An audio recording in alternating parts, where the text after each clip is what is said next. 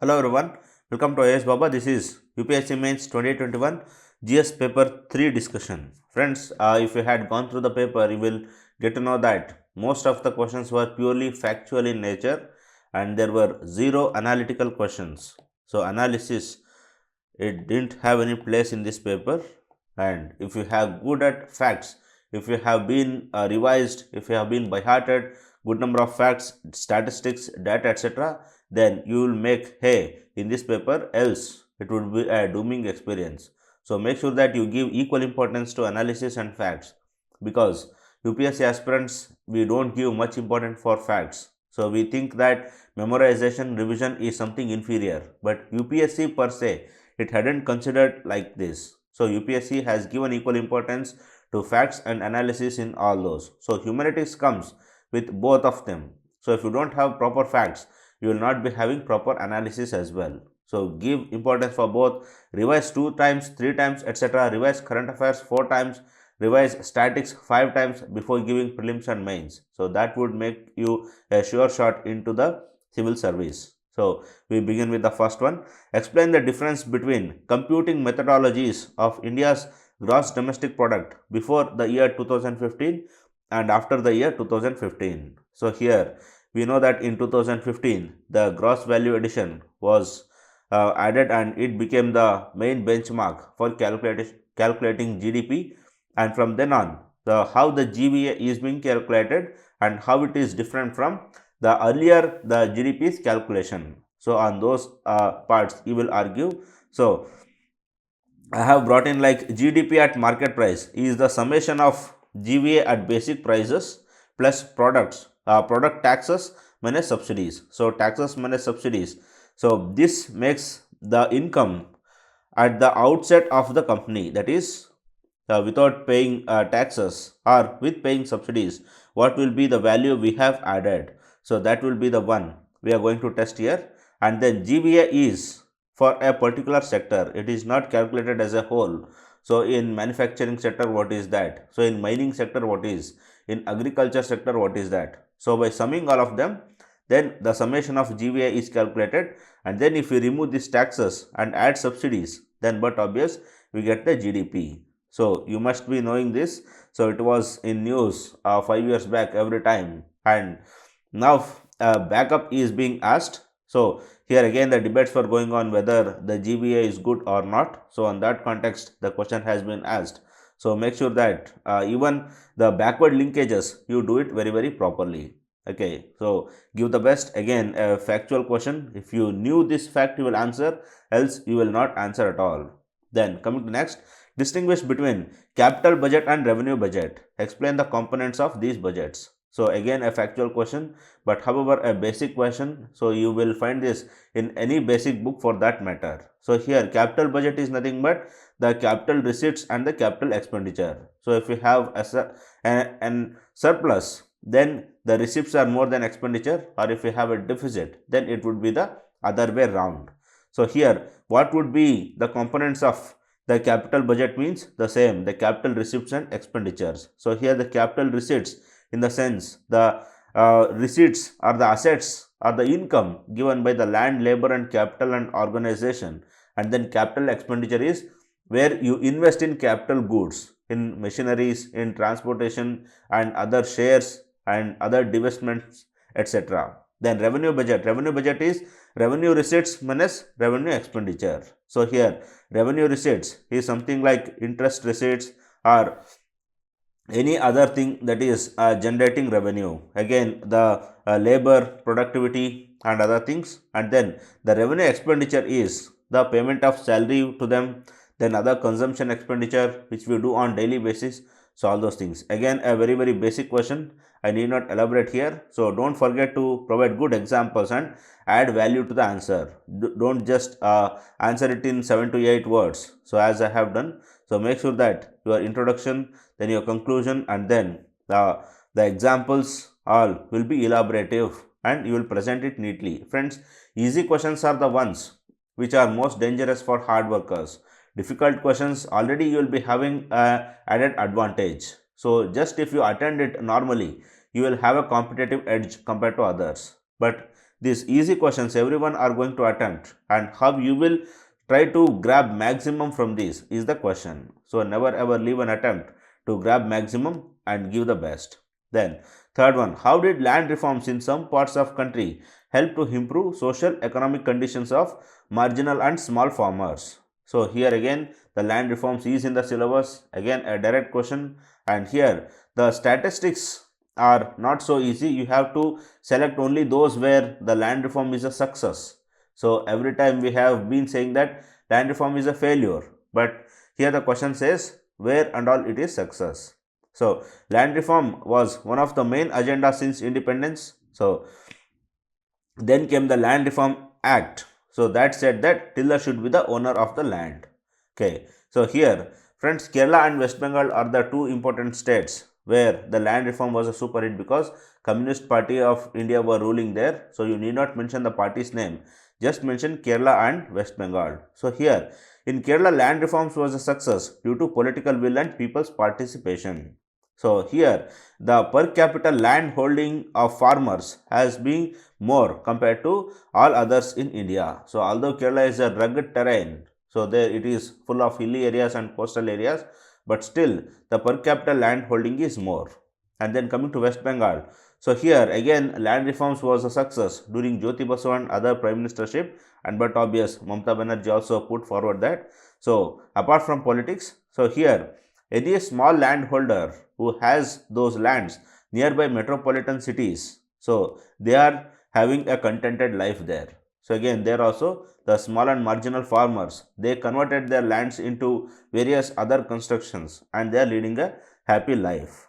Okay, so then apart from these proper land reforms, we have other side effects or the offshoots of land reforms. So those are like the Forest Rights Recognition Act. So that gave more lands for the Gonds, Koyas in Odisha, and they are also having a good life, and moreover they are maintaining that pristinity of the forest.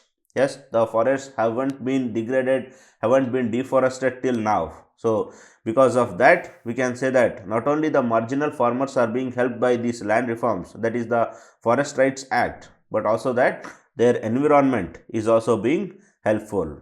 Then also land lease agreements have resulted in better life for many small and marginal farmers in Karnataka and Andhra Pradesh. So friends, in Karnataka when Bengaluru came up, and in Andhra Pradesh when Hyderabad came up, so most of the small and marginal farmers children, they left for white collar and gold collar jobs, and now when they are settled in cities, so now a good land lease agreement that can make sure that tenants can till the land and earn income of them. So thereby, because of the growth of such megalopolis, land lease, that is the land reforms 2.0, is working well. So provide such arguments where the success has taken place and describe them as per the demand of the question. So do it, all the very best. Then come to next, fourth one. How and to what extent micro irrigation helps in solving India's water crisis? So here the micro irrigation has several advantages, but you need to give necessary facts. So in economics and specifically GS3, if you don't give good facts, then your value addition will not be so much. So what you will write for micro irrigation? Will you write like in micro irrigation water will be saved, it will put water to the roots only? So such arguments will be sounding too silly. Only if you have good facts in your hind brain, only then you can bring some good answers. So I have brought in some of the facts, so we can follow this way of answering here. Then introduction. Recently the finance minister in the union budget, this year's budget, has announced additional corpus of rupees 5,000 crore as micro irrigation fund. So on this context the question might be asked, so that is what our prediction is. Then the agriculture sector amounts for 90% of annual fresh water withdrawals. So here the 90% of the fresh water is consumed by agriculture alone. So in that context we have an obligation that we have to curb the usage of water by this micro irrigation. Now practicing micro irrigation that avoided over flooding of lands, and it can save almost 70% of this water. So whatever 90% of we are using, So that can come down to somewhere around some 20 percentage points, and 70 percentage of points of water can be saved here. Then groundwater table the can be improved, which is lowest in several areas. Yeah, friends. So here, because of over irrigation, what we do is that we run the bore wells 24/7 just because we are given the free electricity and all. So when that is happening, then micro irrigation can reduce the usage of groundwater, and that can improve that can replenish the groundwater table. Then by the saved water, farmers can bring in 500 million more hectares of barren land into irrigation. So now there are so much of barren lands, and they are left barren because of lack of water for irrigation. But by using micro irrigation techniques, we can bring more land under irrigation and farmers can flourish. Then micro irrigation can facilitate fertigation that reduces fertilizer requirement of around 7 to 42%. So nearly 50% of the fertilizers usage can be saved if you go for fertigation. Fertigation means irrigating only those areas where fertilizers have been applied. So if you apply to the root, only the roots are irrigated. So likewise, so here I have brought in some 4 to 5 points which show that yes, micro irrigation helps in solving water crisis in India. So here fertigation, how it is solving water crisis, because fertilizers, they always leach into water and they spoil the water table, and they also spoil the fresh water in lakes, rivers, etc. Then in the conclusion, hence Krishi Sinchay Yojana and then per drop more crop scheme. So all those things should be encouraged, and we have to provide the micro jets, micro irrigations under subsidized costs, so that farmers will be having the ease to use these micro irrigation techniques. So by this you can give the best. Then fifth one, how is HES 400 air defense system technically superior to any other system presently available in the world? Friends, here it is a too deep factual question. So most of them, they have found this question a bit difficult. But the thing is that how to gain some average marks here. So just provide the features of S400 and argue that these are the best in the world. So only this is the maximum we can do in the examination constraint. So I can bring in some other air defense systems and provide you that this is the model answer. But if I do that, then I will not be a student first. So I have made sure that how to get some 2.5 to 3 average marks here. Okay. So here as a footnote reference, if we had studied that the S400 has the capability of destroying airborne targets of up to 250 kilometers, or it has a range that is claimed to reach a distance of 400 kilometers, or the target detection technique is 600 kilometers, or maybe the number of simultaneously engaged targets. So 80 targets can be simultaneously engaged, and 160 simultaneously guided missiles can be launched. Okay, so such targets which you have studied, at least 3 to 4 of them, provide them and say that these are the best ones that is already present, and the more better ones are already under innovation or under research and development process, but they are not in the ready market. So that is why it is prudent to say that S400 is better than all other systems that is presently available. So provide only like these arguments and get some average marks. So don't worry, because equally others will also be giving the same answers. So there will be less number of people who will exactly provide the air defense system of Russia versus US versus France or anything of such sort. Okay, so answer like this, give the best. And then in the conclusion, India should come up with its own. So that is a sense of nationalism. So if any person nationalist, if he is evaluating your answer, he will give good marks if you bring in such good arguments. So instead of going for others, you can come and bring up on our own. Okay, so argue likewise. Then sixth one, explain the purpose of Green Grid initiative launched at the World Leaders Forum of COP26 UN Climate Change Conference in Glasgow, November 2021. Again, this is simply to scare the students. It is so you need not worry about the length of the question. Just go through the meaning, that is Explain the purpose of Green Grid Initiative and when was the idea first floated in the International Solar Alliance. So again, see friends, these are direct questions, very direct. So if you don't know this, you will not answer at all. And also like some things are not so properly in news. Okay, some things which are hidden or might be some 3 to 4 years back. So such facts when they are given, automatically it intrigues our memory and makes the question difficult. So make sure that you provide as many facts as you know. So that would be the best attempt for this paper. So we begin. The Green Grids Initiative aims to interconnect the solar energy infrastructure. Yes, and under this initiative, transnational electricity grids will be developed to deliver solar power. And the grid built under the initiative is called One Sun, One World Grid or Green Grids Initiative One Sun, One World Grid. So, either it is like in one world we are having one grid. So, if there is surplus in one nation, so they can transfer it to others, and if there is deficit, then that nation can take the solar power from others. So, this was a contemplation from Prime Minister Narendra Modi himself. Okay. So that is why the next part of the question is being asked.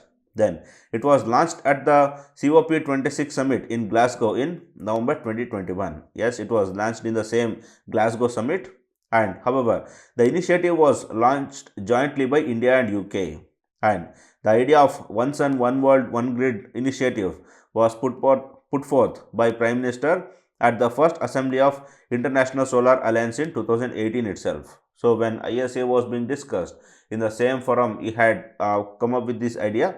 But anyway, France didn't take so much of curiosity for this, and this time UK has come up, and that was a good step. And India and the world will going to be getting so much of advantage from these initiatives. Okay, so by this you can conclude, give the best. Again, friends, it's all factual thing we are discussing here. Okay, then come to next, seventh one.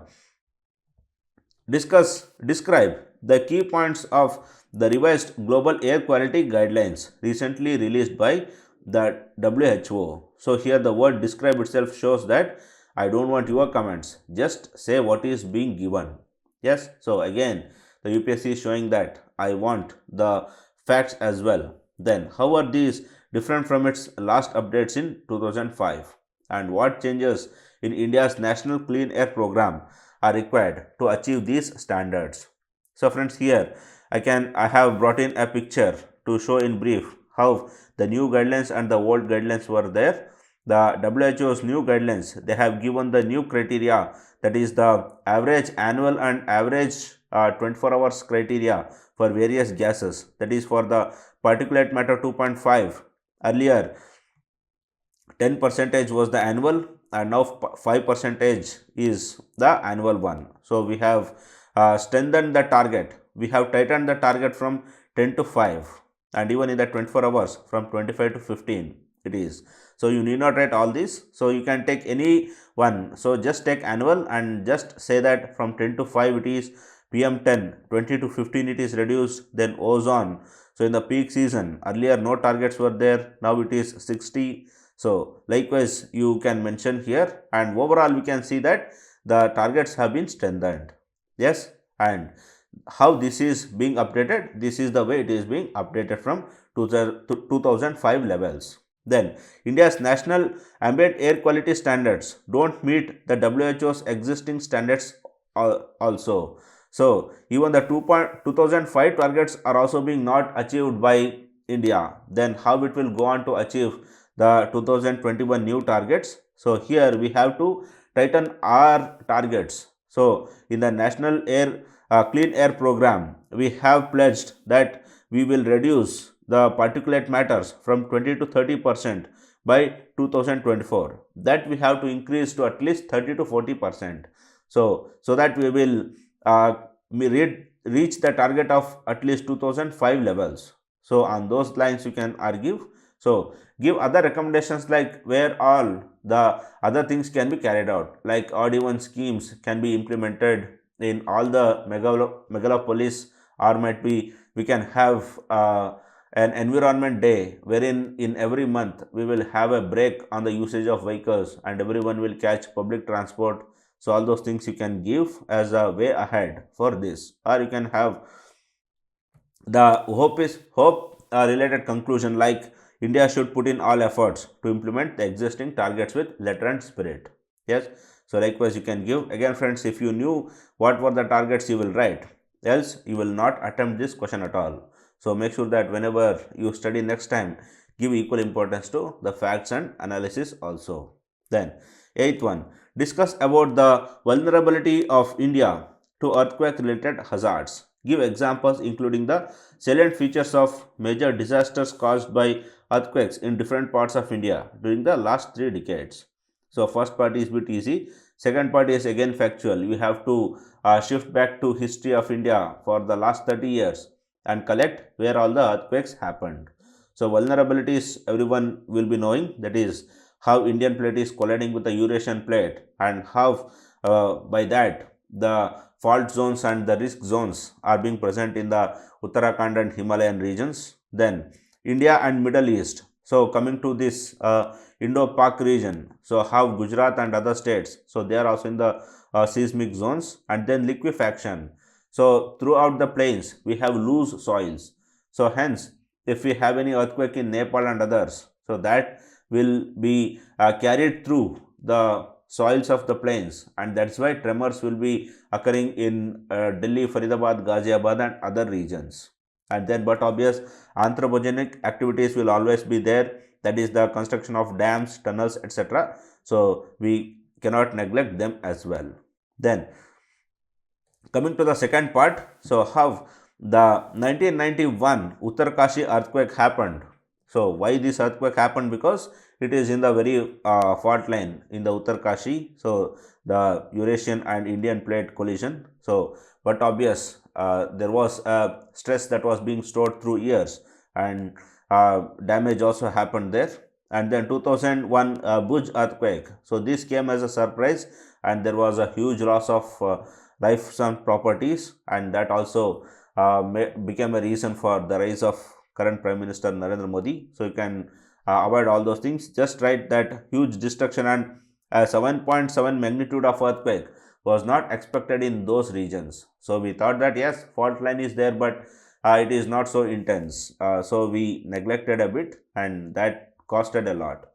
And in 2015, Nepal earthquake also caused huge destruction, and because of that, we felt tremors in Delhi and Uttarakhand regions. So this is one best example for this liquefaction. Okay, you can give them.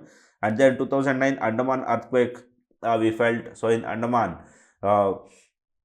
Indian plate and those extension of Arakan Yoma mountains, so that is itself the Andaman Nicobar. So Indian plate and the Myanmar plate, so when they collide each other, so there lies some fault zone, and that is why Andaman is also a volcanic active area. So the barren islands you can remember here, so that also you can give.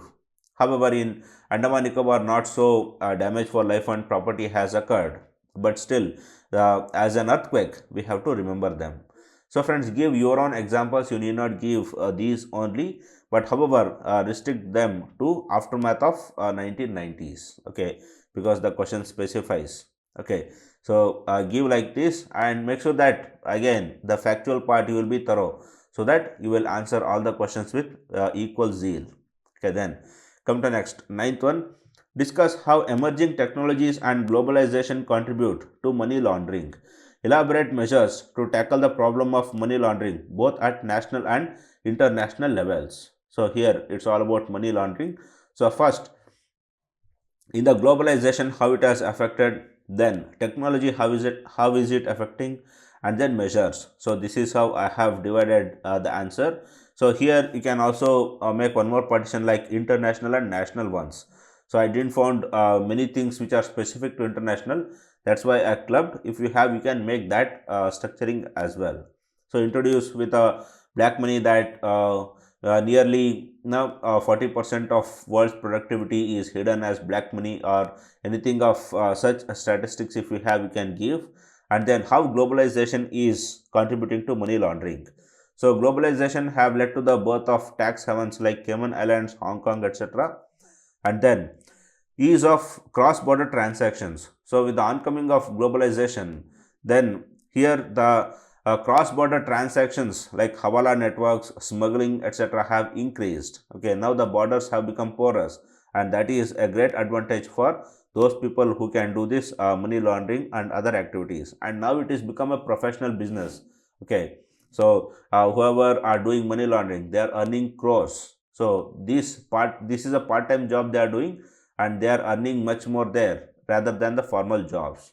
Then second one, technology. So technology has made it easy to surf and layer the money via online transactions. So it is easy for me to send 10,000 rupees for 10 different people in my phone pay and say them to transact it to some international account, and from there from the international account that will come back to one single account. Okay, so that physical barrier, if it is cut, then it is easy to surf. What is surfing, friends?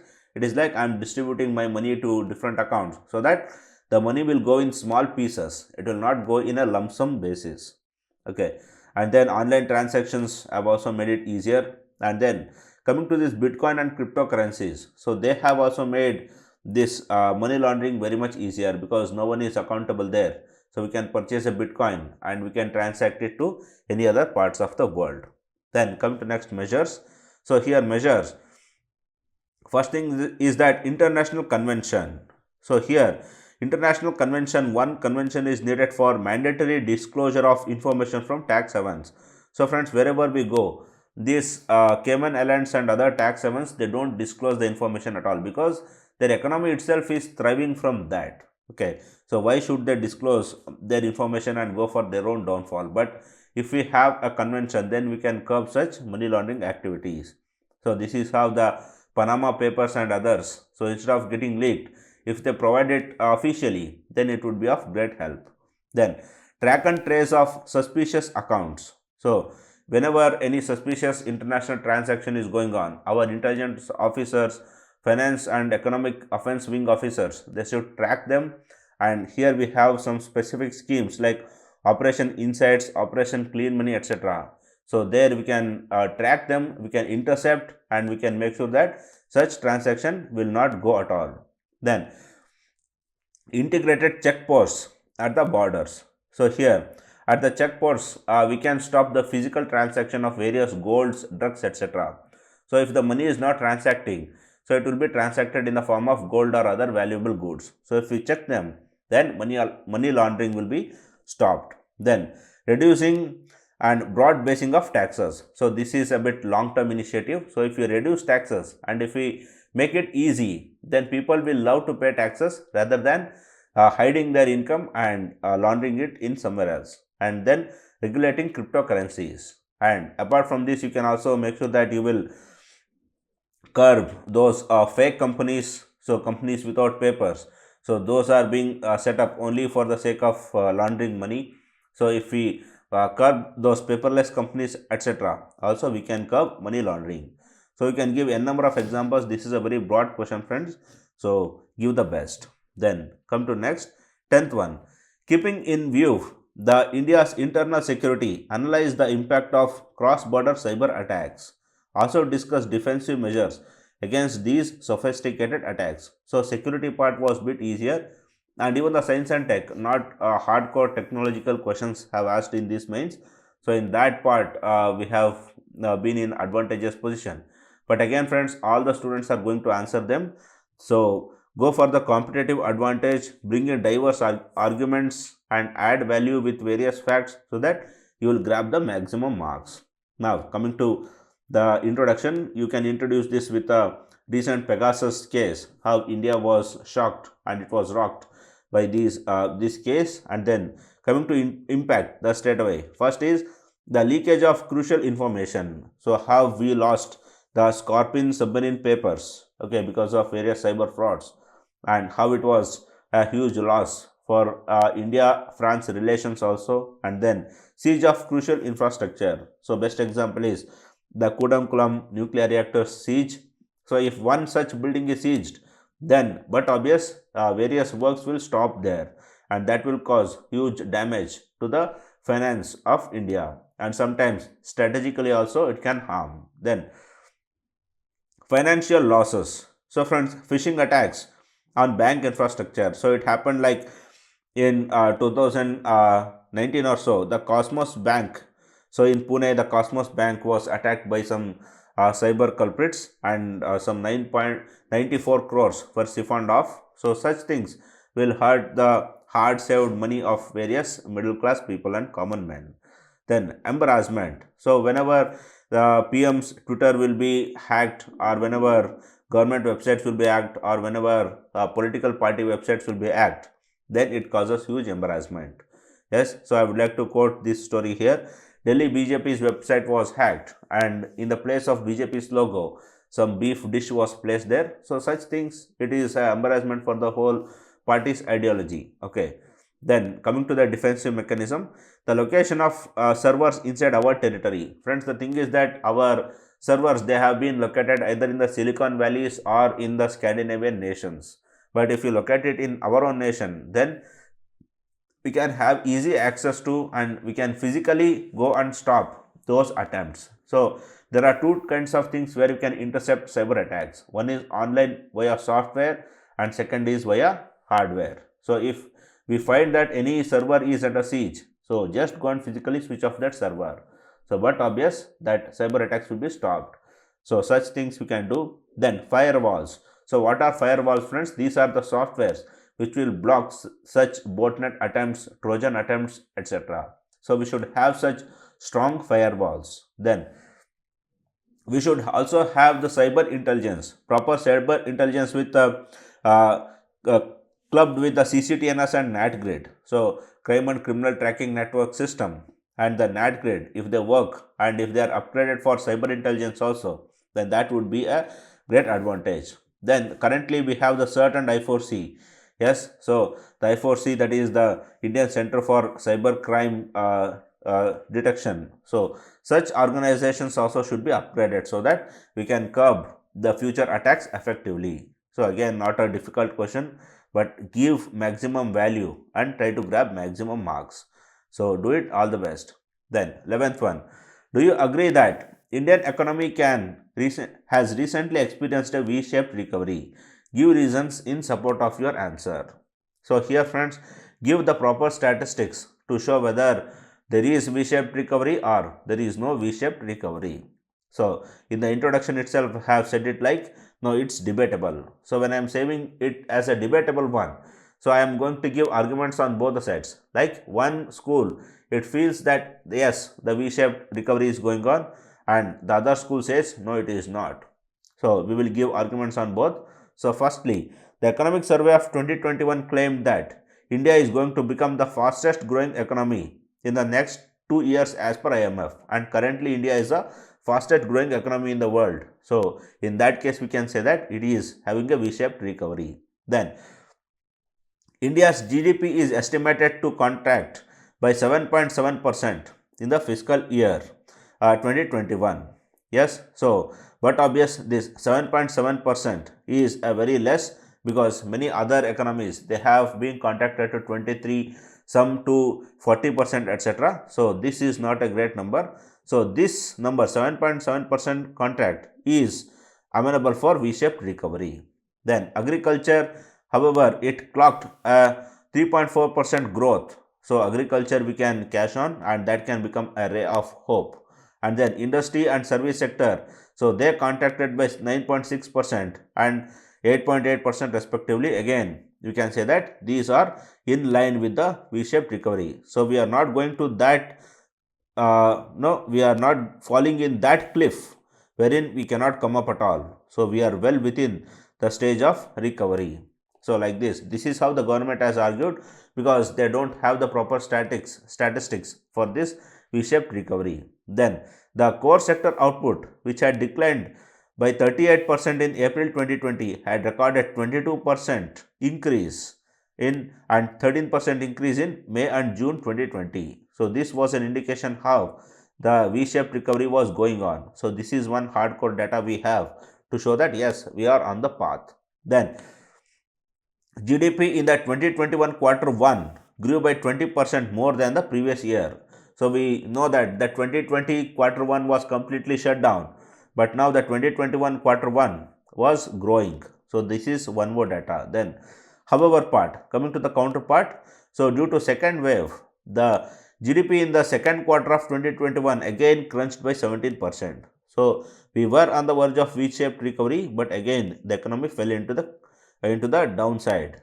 So this shows that if not the successive lockdowns, but obvious India surely will go ahead for a V-shaped recovery. So now we were heading for a V-shaped recovery. Now in Jan again the third wave came and the lockdown is going on. So we can argue like we can give a hope towards the government saying that if all the lockdowns are being ending, then but obvious economy will recovery. So you can give those lines of arguments, give the best. Then 12th one, investment in infrastructure is essential for more rapid and inclusive economic growth. Discuss in the light of India's experience. Again friends, an open question. So infrastructure is a very broad concept. You can bring in any kind of infrastructure here.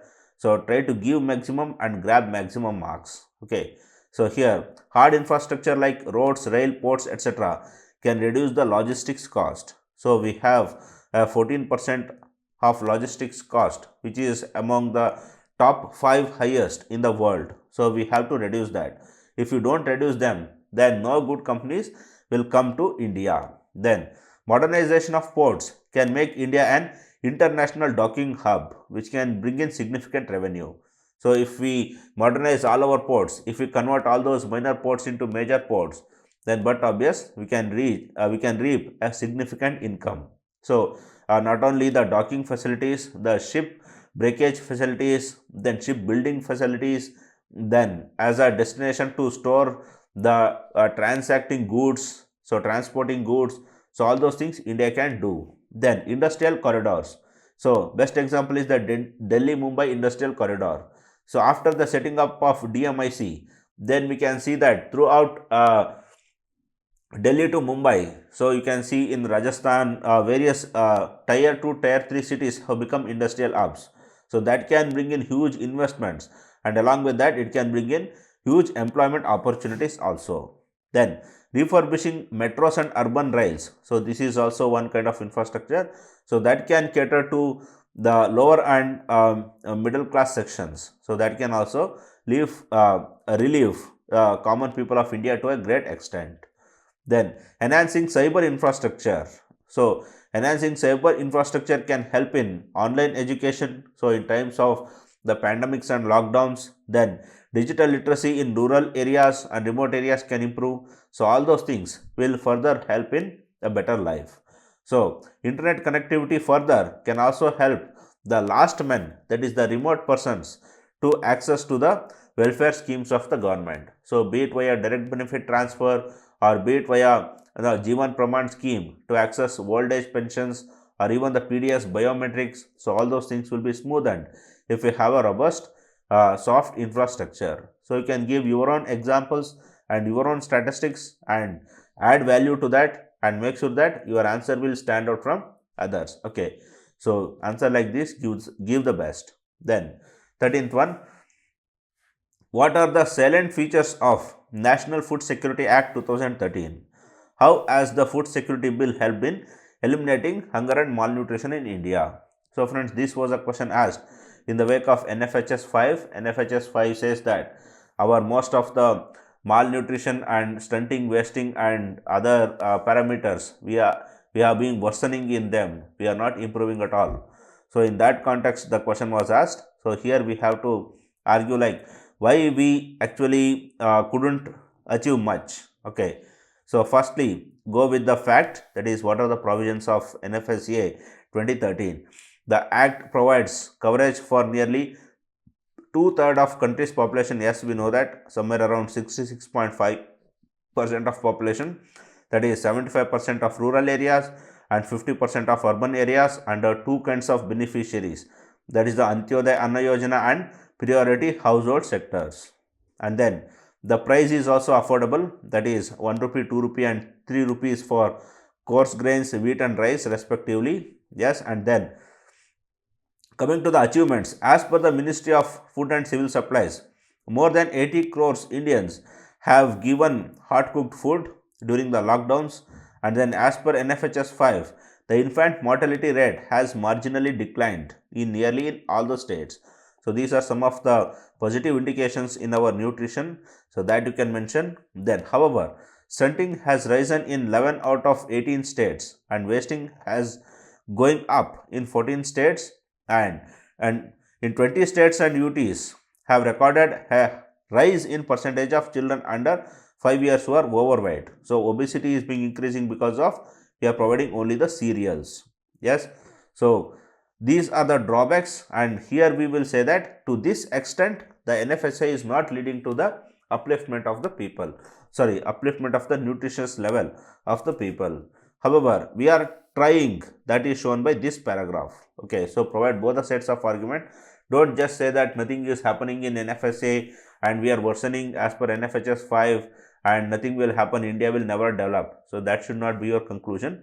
So conclude with the hope. Okay, so say that, however, the positive things should be cherished, and we should make sure that we have to strengthen and we have to add some nutritious products in the PDS system and improve our nutrition level. So in this context, Poshan Abhiyan is doing a meticulous job. So conclude likewise. Okay, so give the best.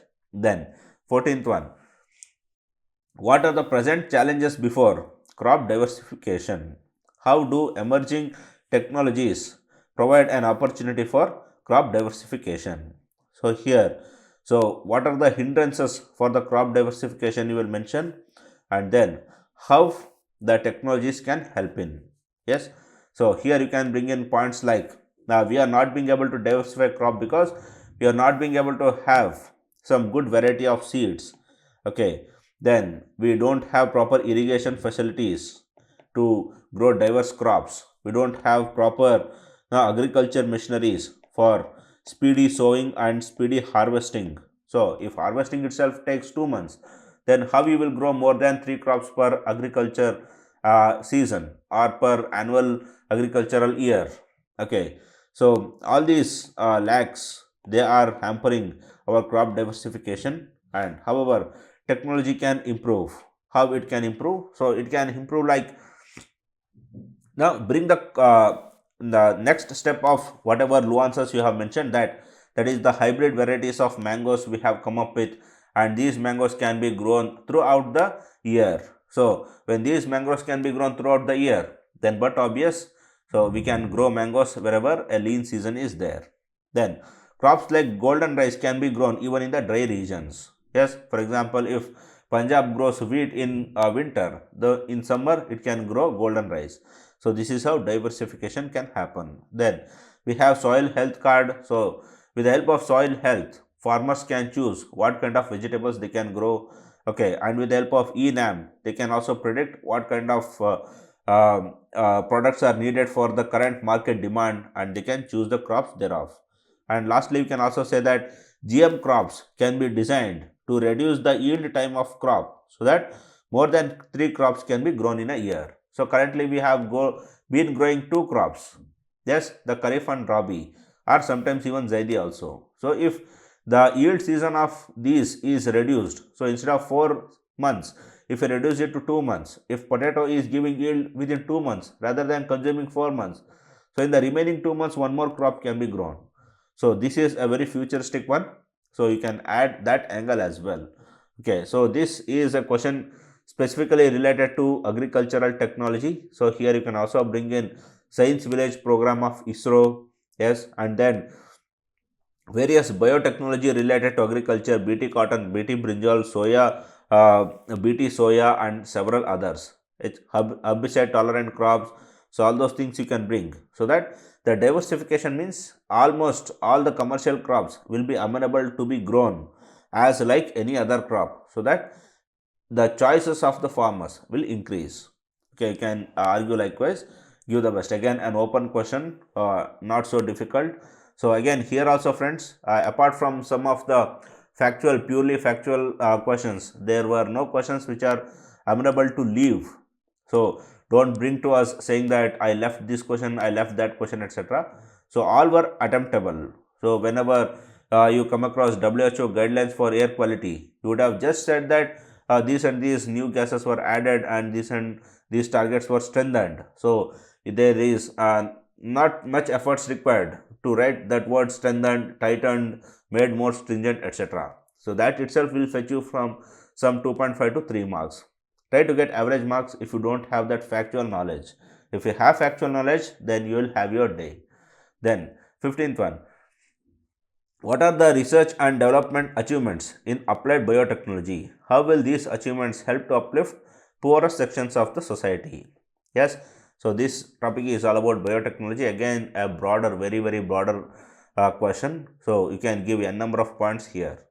So first is the developmental achievement. So here you can say that the biotechnology has helped in various sectors, starting from medicine to animal husbandry to agriculture, etc. Then developmental achievements. First is the food fortification, and then is the GM crops, the BT cotton, BT soya, etc. Then biofuels. So how we are creating biofuels out of bio wastes. Then bionic organs, the hearts, kidneys, etc. Yes.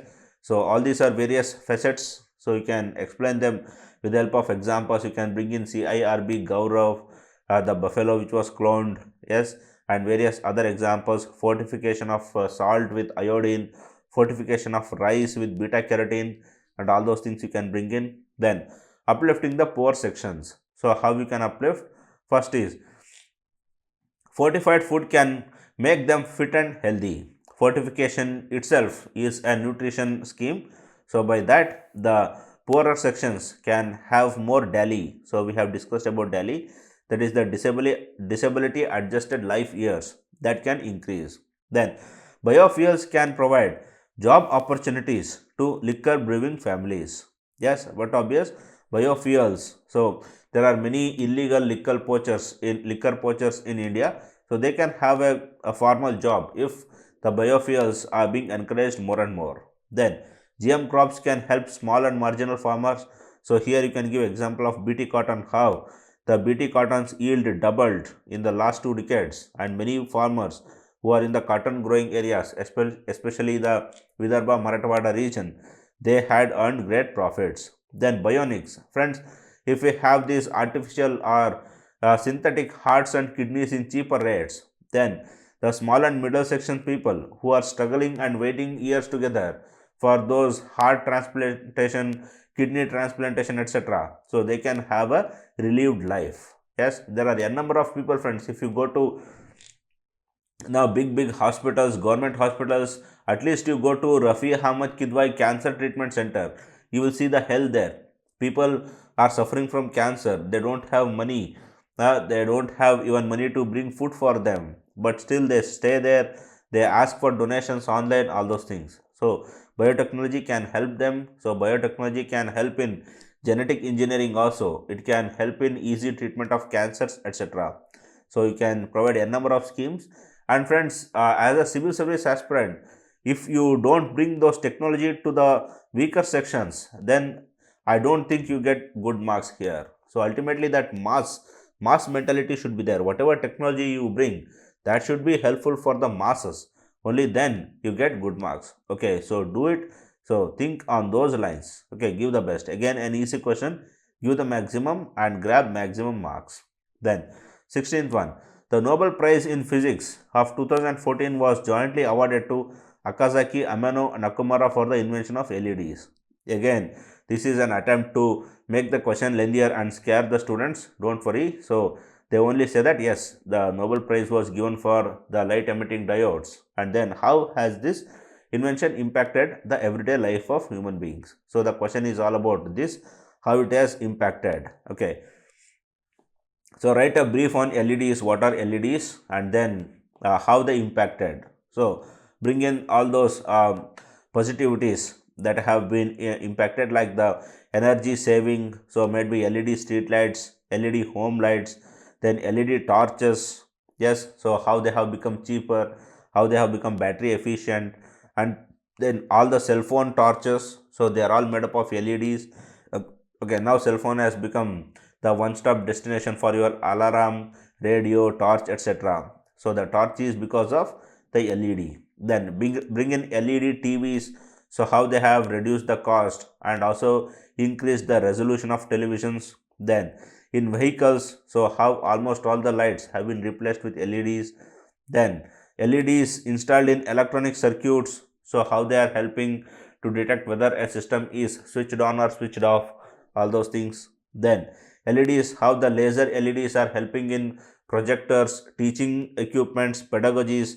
Then also in the medical fields, how it is easy now to manufacture a laser light with the help of LED. How we used to get big laser torches earlier, and now how we get only a handheld laser torch. So provide all those things, and also provide some negativities also. These lasers, they emit a very provocative radiations, and they can also harm, so that LED TVs are not so conducive to be watched. And those LEDs, if you stare continuously, it harms our eyes, etc. So you can argue the negative impacts also, so impact on our eyes especially. And also the light pollution you can mention. See, like everywhere you go, you have LEDs and you glow, and it causes that light pollution. So if you give even that angle, you get good marks. Okay, so bring both positive and negative impacts. Again, an easy question on the basic LEDs. If you have that a common ground reality knowledge, then you will get good marks here. Then come to next 17th one. Describe major outcomes of the 26th session of Conference of COP, that is the UNFCCC. So what are the commitments made by India in this conference? So again a factual question. Whatever the pledges made by the world and what are the pledges made by India? So provide them. So you can introduce about the same question, how the COP26 started and where it held and all. Then coming to the pledges, the declaration pledged to have the rate of deforestation, to halve the rate of deforestation by 2020, so and end the deforestation by 2030. So this was the declaration for against deforestation, or the against in favor of afforestation, sorry. And then the pledge includes the $19.2 billion of public and private funds to invest in protecting and restoring forests. So even this the funding mechanism is also being pledged. And then coming to the global methane pledged. So this pledge aims to slash methane emissions by 30% by 2030 compared to 2020 levels. Then the new global green grids initiative of Modi, so that was also pledged, and if that happens, that also helps the world. So these are some of the pledges. Again friends, I need not reiterate them, you might have read it more than hundreds of times. So in 1 month itself, the whole month it was in news, and every day you read it. I don't think this question at least will be difficult for you. Most probably this will be the most easiest one you might have found in this paper. Then India's, but obvious, India has launched the Infrastructure for Resilient Island States initiative for developing the infrastructure of small and island nations. Yes, the IRIS initiative was initiated, and then India will achieve the net zero emission latest by 2070. So unlike any others, not by 2030, we are going to have 2070 as the target. Then by 2030, India will ensure 50% of its energy will be sourced from renewable sources. Yes, but obvious, we have tried to strengthen our energy targets so that we will achieve the net zero emission as faster as possible. So we saw the high drama going on, Modi ji asking $1 trillion to go on with the pledge, and then we extended the time scale, all those things happened. So you can provide India's stage by editing all those high dramas that happened there. Okay, again a simple question, I don't think an elaboration is required. So give maximum so that you will grab maximum. You need not restrict yourself to 3 to 4 pledges. So you can provide some 6 to 7 pledges in the form of block diagram. So put a circle and put arrow marks, and put some 7 to 8 pledges, and put some 5 to 6 India's targets also. So this format works in such kind of factual questions. So again give maximum so that you will get maximum marks. Then coming to next question 18th. Describe various causes and effects of landslides mention the important components of landslide risk management strategy. So here the first part of the question is easy. That the next part, that is the National Landslide Risk Management Strategy, or the NLRMS strategy. So that feels bit trickier, but however friends, if you don't know what was that, just make sure that what are the general recommendations of the landslide risk management. So provide them, at least you get the average marks. So that is what most of the people have done. So you also do that. Don't miss any of the mark just because you don't know that. So it is a sin not to attempt those. So you have to attempt, but write some few generalistic points. So coming to causes. So for causes in India, we have major causes like the geological causes like folding, faulting, upthrusting, etc. Then deforestation, then soil erosion on slopes of Himalayas we have, and even on Western Ghats. Then solifluction is there. So due to increase in precipitation, the slope soil, they get wet and they become loosened, that is loosening due to water. Then affects. So affects is nothing but the destruction of life, land and property, then damage to connectivity, financial loss, etc. Then National Landslide Risk Management Strategy provides for hazard mapping, monitoring of hazards, then early warning system awareness, then capacity building, training, and you can also mention here burnt cultivation, contour farming, etc. so that we will strengthen the slopes, and we can also have the slope forestries, planting of trees, etc. So you can have a number of recommendations under this heading, and make sure that examiner feels that you have provided the verbatim National Landslide Risk Management Strategy itself. You didn't bluff here. So this is how that smart bluffing or intelligent bluffing you can bring in here. So again, an easy question, not so difficult, but however, make sure that next time when you come across any new strategies or any good strategies, you will have a memory of at least 3 to 4 proper points which is given there. Okay, so do it. Then come to next 19th one. Analyze the multidimensional challenges posed by the external state and non-state actors to the internal security of India. Also discuss measures required to be taken up to combat these threats. So again friends, a very broad question. So multidimensional challenges from external state and non-state actors and measures to curb. Again, as I said, science and tech and security was easy, but friends, wherever UPSC gives easy question paper, it makes a strict evaluation. So hardly people will cross 100 in GS3, I guess. So this happened in the 2019 also. So GS3, the same paper was easy and the marks given was very less. So make sure that you will at least you will reach 100 in UPSC's evaluation, scheme of evaluation. Coming to external state actors. So how ISI is abetting cross-border terrorism. So you can provide that argument. Then Mossad and Pegasus. So that issue, how Mossad, so that left Pegasus into India and it snooped into major politicians and common man's privacy.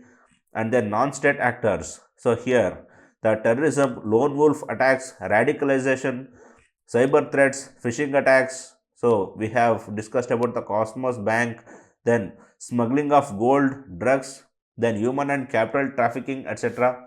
Then coming to measures. So intelligence gathering, CCTNS, Intelligence Bureau RAW, all those things should be strengthened so that we have a good cyber intelligence, or better we go for a separate cyber intelligence wing so that the upgraded specialistic people, they work there. Then prevention. So we have to intercept the cyber frauds, as I said, either physically or with the help of various softwares. Then checks at the borders. So for physical, not the cyber ones, we should have a strong checks at the borders. We should have integrated checkposts. Yes, that we already have. We should go for Operation Bold Quit, wherein our borders will be equipped and the border forces will be equipped with advanced machineries to detect any kind of things that is being smuggled. Then reducing damage. So here we should have intelligent police officers and we should have advanced combating tactics installed in our combat forces so that our NSG, CISF and also the local police will be trained so that we will avert the 2611 such attacks, so that if our police are capable, then we will not wait for the NSG to come and take over the situation and bring it under normalcy. So before they come, our police, they can handle them. So again, a broader question, friends. So add in good number of examples, previous examples, and bring in hardcore institutions to make sure that you express the examiner that you already know the institutions and how they have to be upgraded.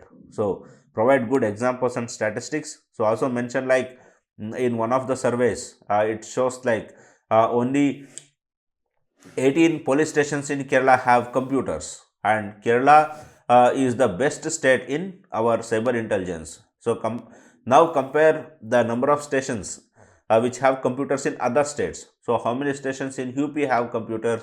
How many stations in maybe Bihar have computers? So it would be definitely less than 18, 19. Okay.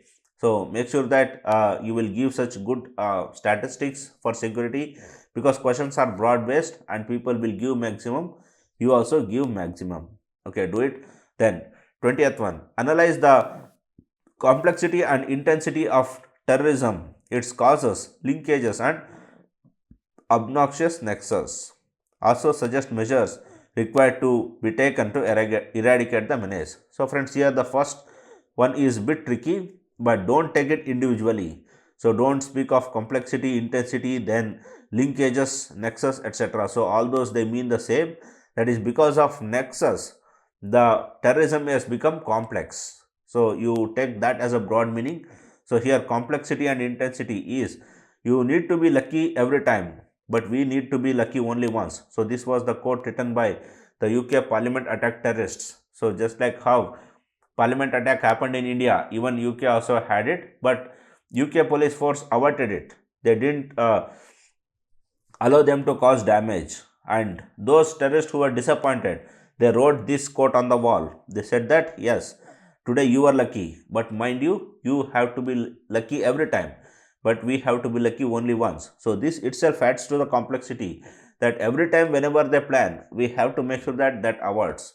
Okay, but their idea is different. At least any one chance they get, they can cause destruction and they can claim success for that.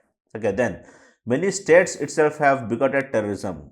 So Taliban was risen by US to counter Russia, and Tehrik Taliban Pakistan was nurtured by ISI to counter Afghanistan. Okay, so all others, the Lashkari Toiba, LET, and all those, so they were Jaish-e-Mohammed, etc., were bigoted by Pakistan against India. So when state actors have an excess there, then the things become more complex. Then funding network is more complex. So you take the drug smuggling, gold smuggling, weapon smuggling. So from everything, a part of the income goes to these terrorist groups, because they will be monitoring, they will be providing the necessary human resource, necessary technology, etc., for smooth functioning of these rackets. So again, funding is more complex, and now the lone wolf attack has come, and that has made more the things more unpredictable. We don't know who will come and who will put a dagger to whom. Okay, who will come and who will plow in a car into the footpath and kill thousands of people. So these things are going on in UK, France, etc. So all these have made the things complex. And now nowadays Sufari related terrorist organizations have grown. That is, you give money, they are going to work for you. Nothing about ideology, nothing about Jannat, Jihad, nothing is there. Only thing is that give money. So such things, again, they complexify terrorism. So ultimately all arguments are related to complexification and intensification. So if you give that, that would be sufficient. Then measures. The UN Convention on International Terrorism to stop the state actors. So we should have one strong convention to say that a clear no from the state actors for terrorism. So you are the first culprits. You stop that, then others will automatically stop. Then funding channels. So funding channels like gold smuggling, hawala transaction, then cross-border money transfers. So all those things have to be curbed. Then radicalization has to be curbed via awareness campaigns. Here best example is Watan Ko Jano campaign by Indian Army and our CRPF. So those people have done this in Jammu and Kashmir. Like you know the nation very well. So if you know that inside the nation there is nothing like Hindu versus Muslim, etc., then you will automatically learn that whatever you are doing is a farce. Okay, because already people are united. Okay, so such realizations, if it comes, then you will not be radicalized. Then lastly, education and employment opportunities for youth. So mainly the reason is that for the youth to join terrorism is lack of employment, money. So they are giving easy employment opportunities and easy money. So if you provide before them the employment, then but obvious why the hell they will join terrorist groups. Okay, you can provide such arguments. Again, apart from this lengthy question, the question was easy. Again, try to give the maximum and try to gain maximum marks. Yes, and lastly, friends, the questions were basically factual in nature, and there were some 4 to 5 questions which were a bit difficult, but rest you would have tackled very well. So make sure that you will provide good statistics, good examples, good value additions, good quotes, and good recommendations in the introductions and conclusions, so that you gain the maximum marks. So this is how your interest in providing the best gives you the best. So if you just go with a mindset like I'm going to give just 11 points and get out, then you will be given just minimum marks and UPSC will get away with that. Okay, so make sure that you will give the maximum. So do it. All the very best from my side, and remember that we are here to serve the nation and we are here to achieve something with the minimum resource. So how Gandhiji achieved independence for India with the very minimum resource of truth and non-violence. So we are going to do the same. Don't make your parents to spend too much. So don't shift from your place to study place more often. So I have seen many of the students doing that. So every year 4 times or 8 times, if you go there and come back, it automatically turns up to lakhs. Okay, so one flight charge costs about 8,000 rupees. So why simply burden your parents unnecessarily because of lack of planning, etc.? So do not do that. Okay, so achieve something, but don't burden anyone. So do it. All the very best. Good luck, friends.